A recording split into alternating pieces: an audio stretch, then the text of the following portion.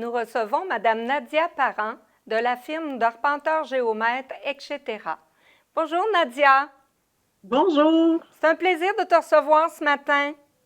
Bien, merci. C'est un plaisir également d'être là. Une firme d'arpenteur géomètre, on fait appel dans quelles circonstances? Bien, plusieurs circonstances. Je vous dirais qu'on est là dans toutes les étapes de la vie des gens, des entreprises, en fait. La première, là, je vous dirais, dans un projet de construction, on est là pour des projets d'implantation, des ventes de maisons. On a le fameux certificat de localisation que la plupart des gens connaissent.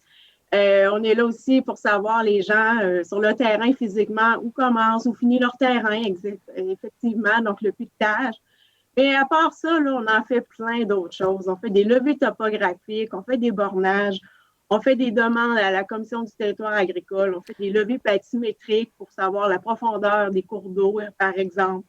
Nous, on utilise le drone pour faire de la volumétrie dans les carrières. Ah oui. Écoutez, je vous dirais qu'on fait du scan 3D aussi. Donc, on est des services conseils aussi pour des municipalités. Je vous invite, là, si vous êtes curieux, là, à aller voir notre site Internet parce qu'on fait énormément de choses. Alors, pour être arpenteur géomètre, quelle formation ça prend? Bien, premièrement, les gens restent des fois surpris, mais l'arpenteur géomètre, c'est un bac de 4 ans à l'Université Laval. Ensuite de ça, il faut faire un stage d'1 an en entreprise. Et ensuite de ça, il faut faire 3 examens pour être admis à l'Ordre des arpenteurs et avoir notre permis d'exercice. D'accord. Alors, c'est des formations qui sont assez longues et pointues, dans le fond. Oui, puis à l'université, pardon, il y a 2 volets. Donc, il y a un volet génie géomatique qui est plus, je vous dirais, vraiment axé sur la photogrammétrie, la télédétection, des choses plus poussées.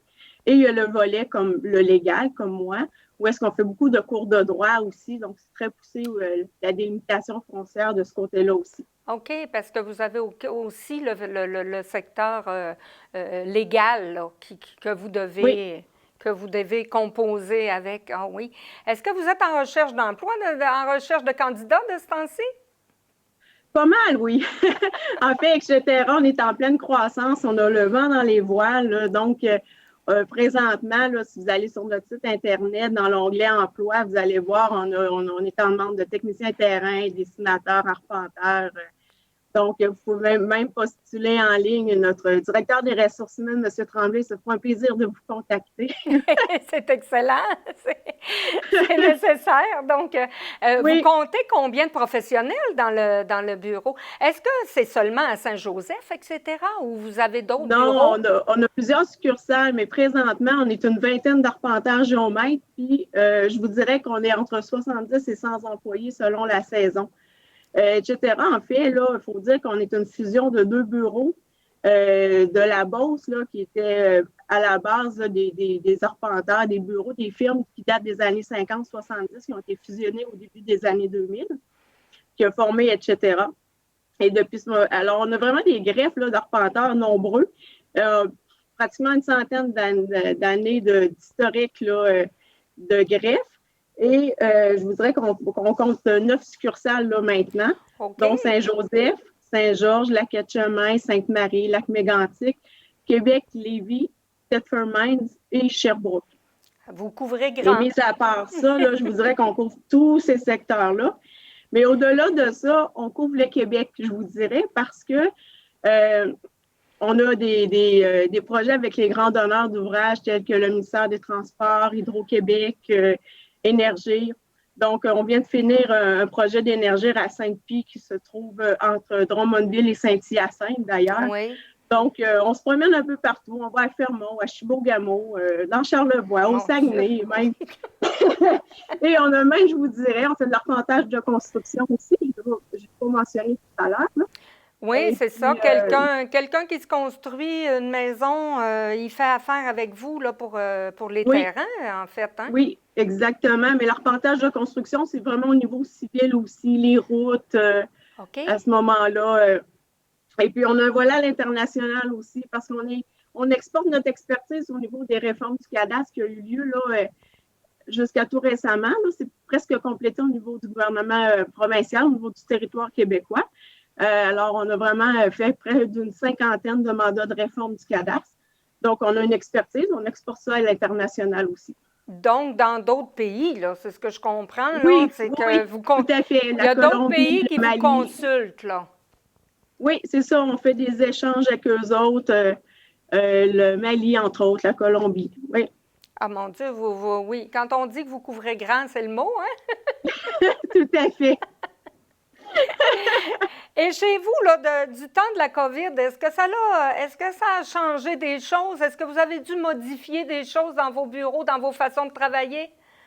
Ben, en fait, je vous dirais qu'au mois de mars, quand ça l'a fermé, on n'était pas un service essentiel. Donc, on s'est en allé pas mal chez nous. On a travaillé un petit peu en télétravail. On était déjà quand même bien équipés pour en faire. Mais c'est sûr que depuis qu'on est revenu, ça n'a pas arrêté l'ouvrage. On en a vraiment beaucoup. Alors, on n'a pas eu tant d'impact que ça au niveau de la COVID. Au contraire, je pense que les gens ont plus investi encore plus dans les Oui, rénovations, oui. l'achat de chalets, des gens de l'extérieur qui sont venus dans le coin s'installer. Alors ça, on a vraiment vécu ça cette année là, à cause de la COVID. Ça n'a pas Mais été je vous du dirais, négatif pour tous les métiers, hein? non, Il non, y en a que pas ça nous. l'a augmenté, c'est ça? Comme je vous dis, nous, ça l'a augmenté beaucoup, beaucoup, même au contraire. Mais dans nos entreprises, bien, on fait comme la sécurité Oui, nous demande, la santé publique nous demande, donc les normes sanitaires et tout ça, donc on respecte ça. sûrement. Quand on parle de l'achat local dans un bureau comme le vôtre, ça veut dire quoi? Bien, il y a deux aspects là-dedans que pour moi, je trouve importants.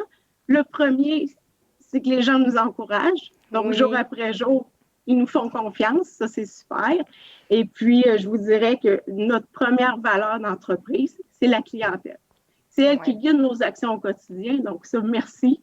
Et la deuxième, écoutez, c'est comme tous les autres entreprises d'ici, on encourage la quincaillerie du coin, Oui, le garage, la papeterie un petit peu plus régionale parce qu'on a plusieurs succursales.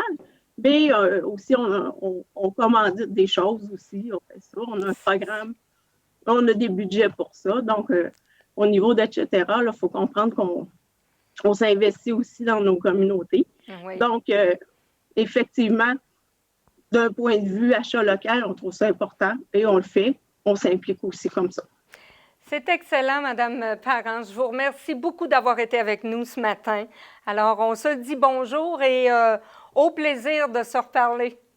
Ben, c'est moi qui vous remercie, puis c'est une très belle initiative de votre part. Ben merci bien. Au revoir. Merci. Bonne journée.